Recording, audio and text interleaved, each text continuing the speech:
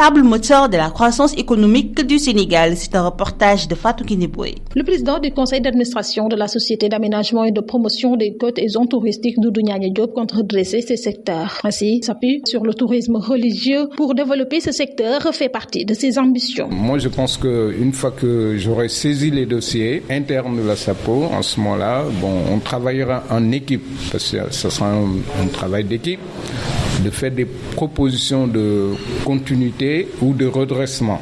Parce que je crois que dans ce cas de SAPO, il faudra agir dans deux volets.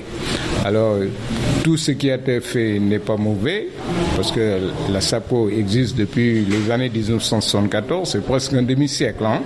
Et donc, forcément, si ça a été durable. Et par contre, s'il y a des choses qui ont été faites et qui impactent les populations, l'environnement, qui bloquent le développement du secteur touristique, je crois que ça va être redressé. Mais bien sûr, moi, j'ai toujours parlé de tourisme religieux, de toute façon. Vous savez, le tourisme, c'est plusieurs créneaux. Et le tourisme religieux ne doit pas être négligé dans notre pays, surtout que nous avons des territoires qui sont aptes à accueillir ce tourisme. Une nouvelle vision du tourisme, c'est ce que propose le PCA de SAPO. Maintenant, ça va être une autre vision de faire du tourisme. Et, il faudrait qu'on aille dans une rupture par rapport à ce qui se faisait, parce que si c'est pour répéter la même chose, si c'est pour faire les mêmes erreurs, je crois que nous n'irons pas loin.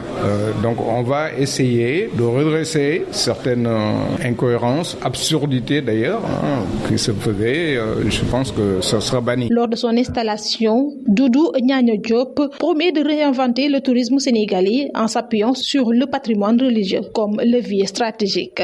Il entend inclure les jeunes pour la réussite de ses objectifs.